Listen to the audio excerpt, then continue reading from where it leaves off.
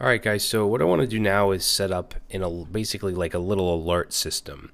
And if we go ahead and search here without entering anything, I want to show an alert. So let's start off in Search.js and go to our onSubmit.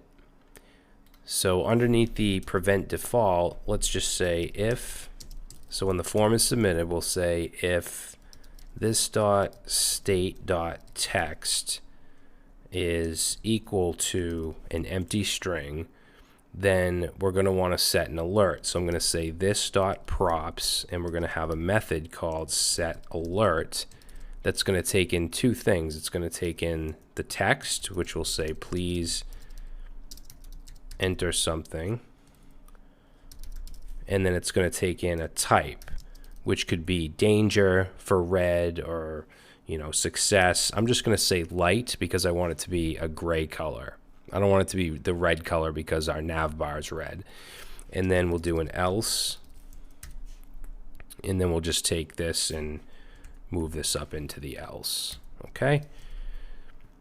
Now, just like with the rest of our props, we need to first of all add it here. So we'll say set alert prop. Actually, let's do PTF. Like that, and then in our app.js, in our search, we're going to add set alert, and this is going to get a lot cleaner when we add context and hooks and stuff like that later.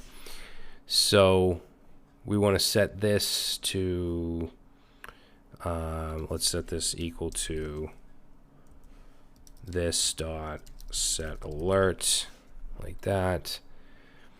And then we'll create this. Let's see, we'll go right under clear users.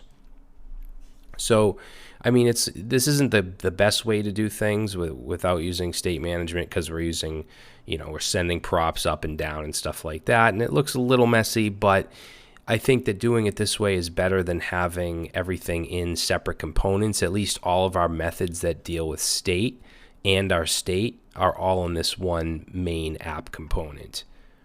Hopefully that makes sense. So let's say set alert, and we'll say set alert, and it's going to take in two things, the message and the type, and we'll set this as an arrow function. And we're going to have in our state, we're going to add another piece of state called alert. All right, now this alert is going to be, I'm going to set it to null by default. And when we have an alert, when we set one, it's going to be set as an object with a message and a type. So let's say this dot set state, and we want to set the alert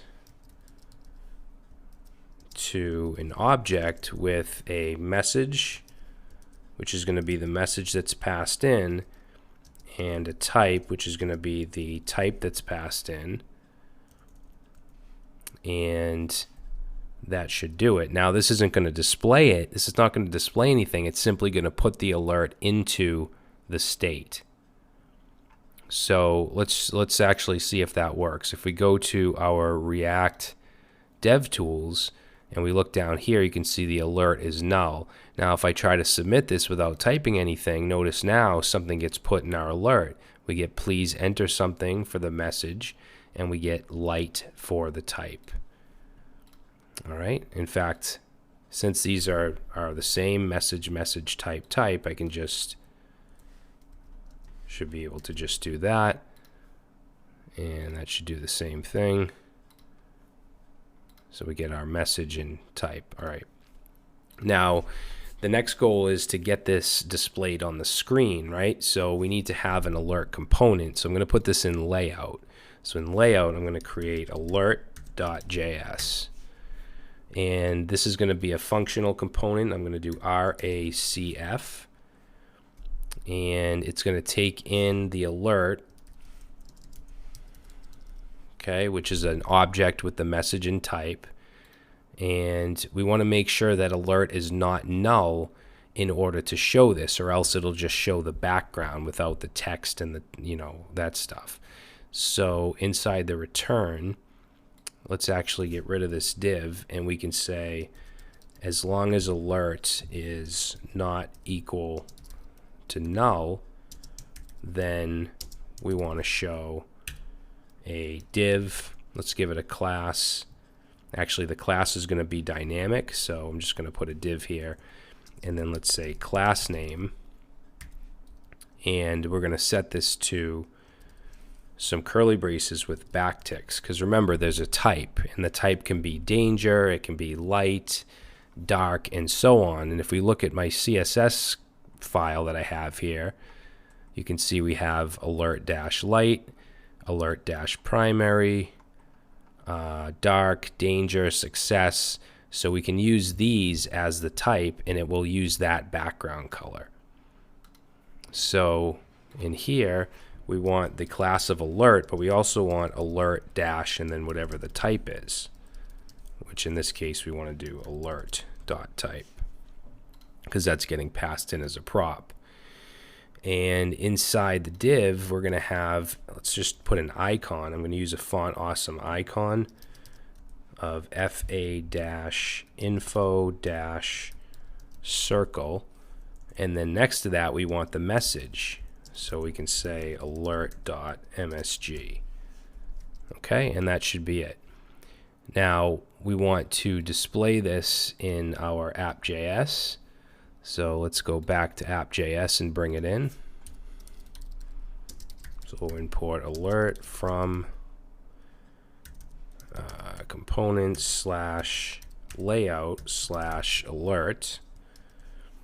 And let's go down to our return and figure out where we want to put this. So we're going to go, let's see, right within the container. So above the search in the container. And we'll say alert. And then we want to pass in a prop of whatever the alert is in the state. So we'll say this.state.alert. Okay, so let's try that out. I'm just going to submit this without entering anything, and we get please enter something. Now, the issue we have here is this is not going to go away. If I click this again, well, actually, it's not going to do it again, but it's just not going away. If I search for something, it's just going to stay there. So what I like to do with alerts is just give it a certain amount of time and then remove it. So I'm going to go back to my app.js and go back to where I have set alert and basically just give it a certain amount of time and then make it disappear. And the way we can do that is with the set timeout method. So after we set the state, set the alert, let's do set timeout, which takes in a function. So we'll put in an arrow function, and then whatever we want to happen, which I just want to set the state of alert. So set state, and I want to set the alert value back to null, which is its original value, but I want this to happen in 5 seconds after we show the alert. So I'm going to put a comma here and put in 5,000 milliseconds, and you can change that if you want. So now what happens if we go and we click that, we get please enter something, but after 5 seconds it should go away. Okay? Now, if you wanted to, you could add an X button here or something like that, and you could add an event where you click it and then have another method that will set the state, set the alert back to null. But I like this because we don't have to do that, and it just goes away on its own, so we don't have to worry about closing. All right, so we have this functionality down. The next thing I want to do is implement React Router, because when we have these users here, I don't want this button to just go to their GitHub profile. I want it to go to a separate page within our application where we can fetch more data and show it on a user page. Okay, so we're going to get to that next.